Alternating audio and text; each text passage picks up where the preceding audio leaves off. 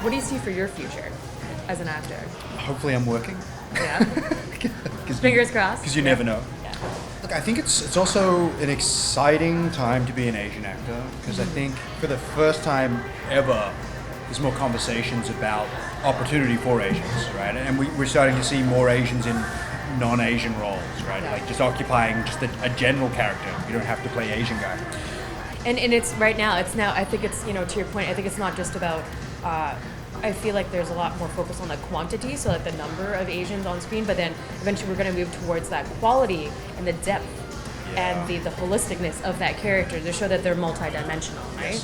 Yes. Yeah. Because right now, for the most part, it is like, if you're an Asian on television, you're playing an Asian character, and their Asianness is inherent to the storyline and the reason that they exist on the TV, right? Yeah. Whereas I'd like us to get to the place where it doesn't matter. Yeah. You're just playing this character. Just a character. Who's Doesn't just matter. incidentally Asian. And Just happens to be. What do you think we can do, like overall as a society, maybe even as like you yourself, or even as me as part of Cold D Collective? What can we do to help advance that agenda?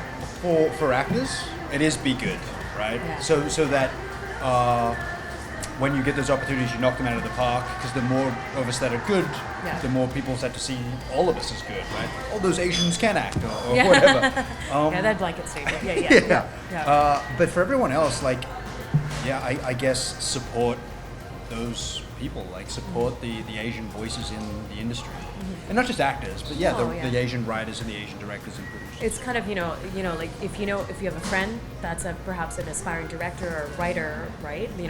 Make sure that you buy their book, maybe attend their play, right. and buy tickets to their short film screening and actually show up. Yeah. Because that actually does make a difference in the long run. Oh, absolutely.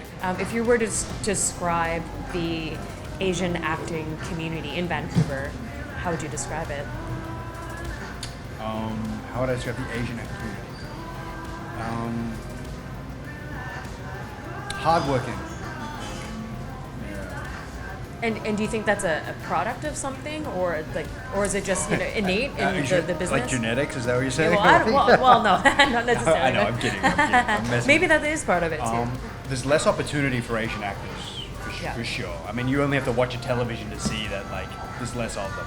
Acting already is really competitive. I think it's more competitive when you're Asian. Even when I first started, I remember most of the older actors I'd met were just like, you were going to have to be 10 times better than your non-Asian counterparts to be on their level, So I think the Asian acting community here, all kind of have that lesson. The ones who are still doing it, it's just like, you just have to be 10 times better, work 10 times harder than your white friends, or you're just not going to get anywhere. What? It's nothing, sir. Speak. It's just you barely escaped assassination. You're arguably on the run from the most powerful witch on Earth, not to mention an angel of heaven.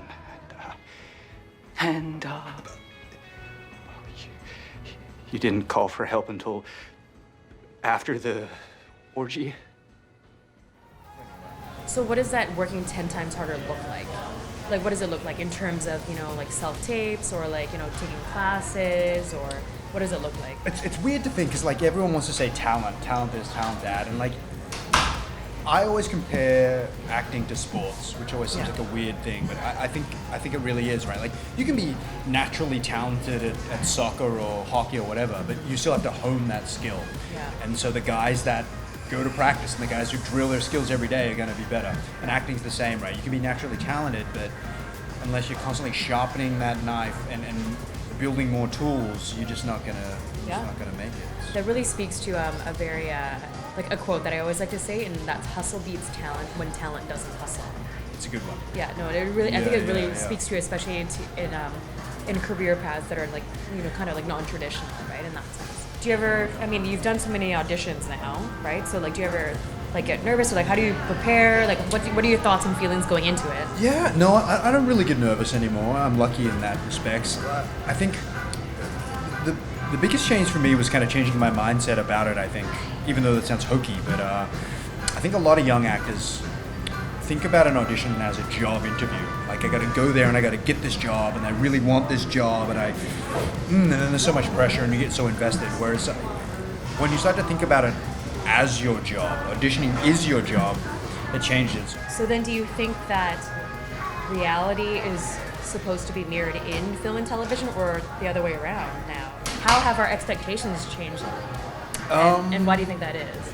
I mean, obviously you can say film and TV is supposed to be escapism and it shouldn't have to mirror reality or whatever. And there's that, chicken and egg, life imitates art kind of thing. But, I always think a few years ago when I traveled to America, people were always surprised that I had an Australian accent. And they were like blown away by like, there's Asians in Australia? Oh like, my gosh. It was like this thing, right? Yeah. And it's like, well, just like there's Asian Americans, there's Asian Australians, and there's quite a lot of them.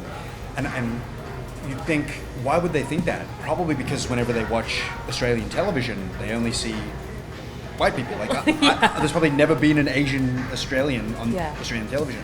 Whereas, if there was, they wouldn't be asking those questions when you were traveling. Like, No, it's true. Yeah. It's like they wouldn't be surprised or shocked. I mean, the same thing if like even if you're traveling to an Asian country, right? And then you see, you maybe for whatever reason, like you assume that anyone that travels, if you are a native of an Asian country and you see another Asian, you assume that they would speak probably the same language as you. Yeah. Or if you look kind of different, they would at least be able to comprehend or understand a little bit. Like I've certainly had that when traveling to Japan and stuff, right? Me too. Yeah, it's an assumption of, oh, you don't speak Japanese, you must speak Chinese. It's like, no, actually, you speak English. Right? And it kind of makes me feel like a little bit lesser of an Asian. I don't know. No, I hear you. Pleasant flight, Mrs. Rathaway. Yes, quite. Thank you.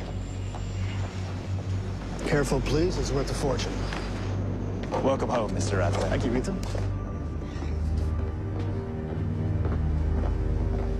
Sir, your son, Hartley, he called again.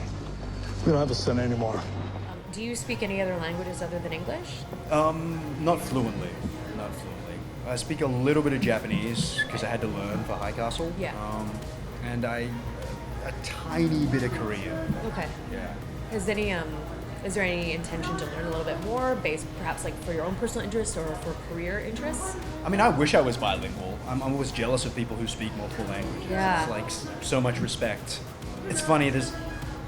If I learned another language, it would definitely open more doors because a lot of Asian parts are Speaking. Yeah, they speak. Sure. But a part of me wants to resist that because it's in the same way. It's like if I learned martial arts, I could probably get a lot more parts too. Yeah. But it's like I shouldn't have to. Like Michael Fassbender doesn't know martial arts. Like Philip Seymour Hoffman didn't speak 10 languages. Yeah. Like they were just respectable character actors. In the same way, like when they cast Michael B. Jordan in Creed, then he goes and learns how to box. Sure. Yeah. I would totally do anything. Like if you come to me and say, "Hey, this is a great part, and you have to learn kung fu." Yeah. Great, I will do that. No, I respect that though, because I think that the principle behind that is, I'm who I am, and I can certainly learn these things, like whether it be speaking another language or martial arts or like any other type of skill, because those are all considered skills, like, to be able to do the job. But I mean that as a prerequisite, just because you happen to be Asian of some sort. Right. That that's where it gets a little bit dicey there. Yeah, and like I said, I love learning new skills. I really do, and like I've taken up boxing, which I love, and and I play musical instruments and stuff. But yeah, it's like when Don Cheadle was playing Miles Davis, I don't think he knew trumpet before. Yeah, right. That would be very random. Right, like and very like specific. Like you can only. But it just happens to be Don Cheadle. But you know what I mean? There's more of like a respect of like the acting comes first, and then you can learn that stuff. Right, but I feel like for us, we're not extended that courtesy, maybe. Maybe one day. Fingers crossed.